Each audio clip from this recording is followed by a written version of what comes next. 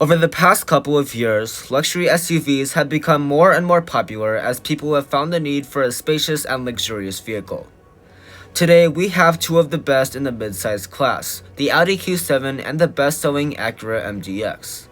These two have been battling it out for a while now, so which of these is the best for your hard-earned money? Let's go ahead and find out. Starting out with the pricing and trim level, we have the Q7 with the base configuration. This is identified as the 45 Premium, and with all the options equipped, this is $65,140 US. The MDX starts out a lot cheaper than the Q7, so we can get a higher trim level. We have the A-Spec, which is one level below the top advanced trim and the sportiest MDX that you can get besides the Type S. With some of the options, this one is about $62,100 US.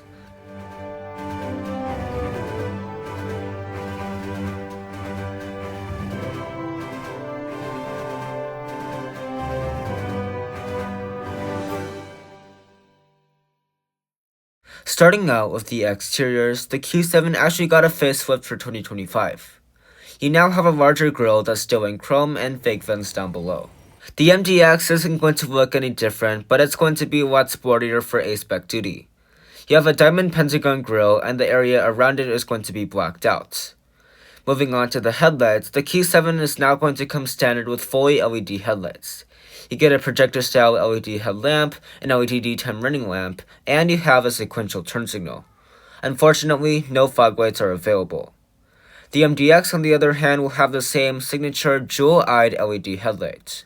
You do have a chicane daytime running lamp and fog lights down below. Both cars will get half a point, the MDX for the fog lights and the Q7 for the sequential turn signals. Moving to the wheels, the Q7 has a variety of wheel options throughout all the trim levels, but for the 45 Premium, you get 19s or 20s. We have the optional split-spoke 20-inch alloy wheels, which will cost $1,000. The MDX gets one wheel option per each trim level, and for the A-Spec, you get these split-spoke 20-inch alloy wheels in a shark gray finish. The MDX will get half a point because these wheels are free. Taking a look at the side, the Q7 has a lot of chrome with a molding at the bottom and chrome surrounding the windows. The mirrors will be fully loaded with heating, blind spot monitoring, auto dimming, and power folding. The MDX A-Spec will be quite the opposite with gloss black moldings at the bottom and gloss black surrounding the windows. The mirrors will almost be fully loaded with heating, blind spot monitoring, and power folding. Only the MDX Advanced gets auto dimming. Moving on to the back, the Q7 has a lot of chrome trim and exposed exhaust. The MDX will also have exposed exhaust down below and some blacked out chrome trim. The taillights are going to be mostly LED on the Q7. You will have the signature design and the turn signal will be sequential. The MDX, on the other hand, will have a full LED taillight design. Both cars get half a point, the Q7 for the sequential blinker and the MDX for having 100% LED taillights. The interiors are going to have quite a few differences. The Q7 is going to have soft touch plastic basically everywhere you look and feel. Soft touch on the upper part of the door, the armrest, and the lower part.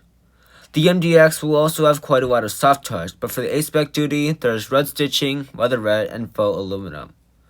The seats will be made of faux leather on the Q7 with 12 ways of adjusting, and the MDX will have real leather and suede through the middle. Taking a look at the steering wheel, both will have leather-wrapped steering wheels with their own unique design. The MDX A-Spec will have a flat bottom, but only the Q7 has heating. Both cars will have fully digital gauge clusters with lots of customization. The Q7 has more functions like navigation, but the MDX can change the look of the whole thing. Both cars get half a point. Moving to materials, this will vary in each trim level in the Q7. This one will have soft touch plastic, white stitching, glossy wood trim, and a ton of gloss black. The MDX is going to take the win in this area with lots of leatherette, faux aluminum, and lots of gloss black. Now let's move to storage because this is a very important area for vehicles this size. Audis have really struggled with this lately, and that is no different for the Q7. Because of the dual screen setup, the Q7 will have an extremely small center console and the only other storage would be these two cup holders. The MDX will win in this area with the two-tier center console, which is by far the larger one of the two. Now let's move on to the climate controls. The Q7 is going to have the climate controls all integrated into this bottom screen. You have a 3-zone automatic climate control, and you can adjust the modes, the fan speed, and the temperature. You also will have 3 stages of heated seats. The MDX will retain physical buttons, but it doesn't mean it's less premium. The buttons are finished in gloss black, and these toggles feel very high quality. Also, the MDX has ventilated seats, which is missing from the Q7. Now let's move on to the infotainment systems. These are also going to be a lot different. The Q7 has a traditional touchscreen with wireless Apple CarPlay and Android Auto. You also get navigation and Alexa. The MDX is the complete opposite. You have this trackpad, and this is actually not like any other trackpad. If you want the top left corner of the screen, you just have to push the top left corner of the trackpad. There's also a split screen, which is really cool. This is like a 1-to-1 ratio of the screen and the trackpad. You will also have wireless Apple CarPlay and Android Auto. I don't include my personal opinion in these comparisons, so whichever one is better is up to you. But I will note that it takes a little bit more time to get used to the MDX's system. When in reverse, both cars will have a high-resolution backup camera, but the Q7 has the edge here.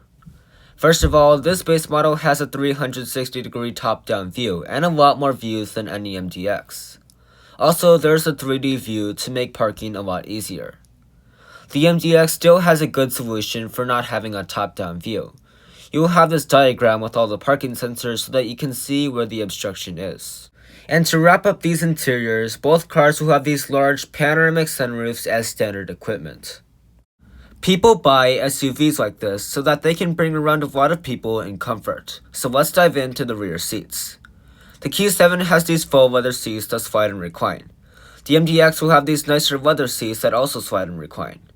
Inside, both cars have adequate legroom for the segment and a seat back pocket.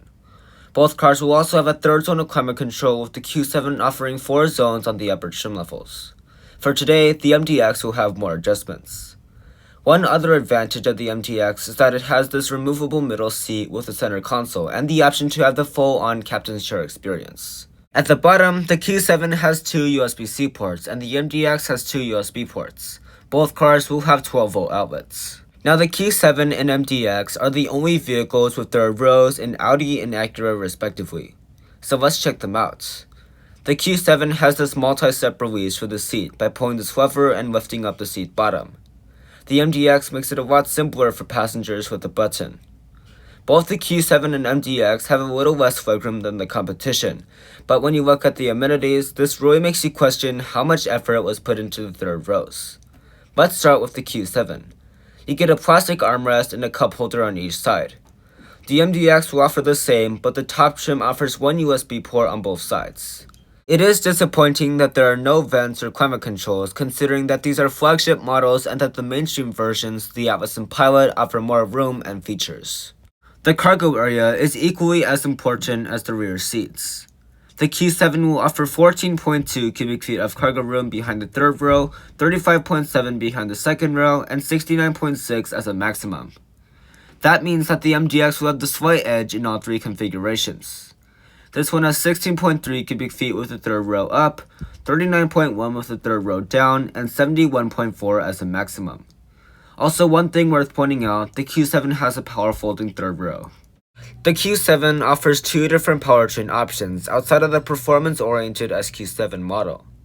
We have the base engine, which is a 2-liter turbocharged 4-cylinder engine, making 261 horsepower and 273 pound-feet of torque.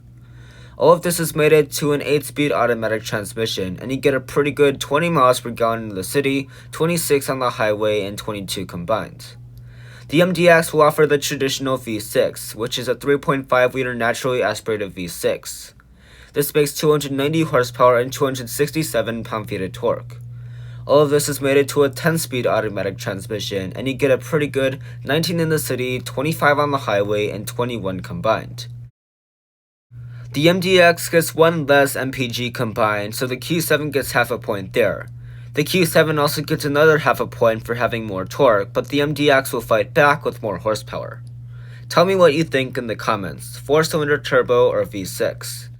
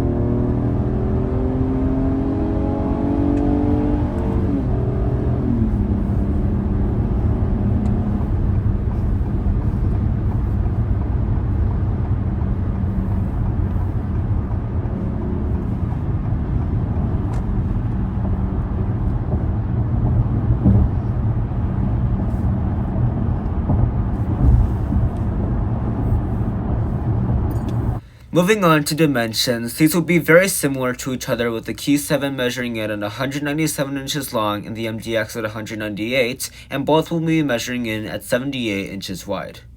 Well, that's going to wrap up this comparison between the Audi Q7 and Acura MDX. While both are great cars, the MDX had the slight edge with this higher configuration. The final score was 5 points to the Audi and 7.5 points to the Acura. Once I get my hands on a Q7 Prestige and an MDX Type S, I will update this comparison. For today, both cars are amazing and you should definitely check them out. Thank you so much for watching, and I'll see you in the next one.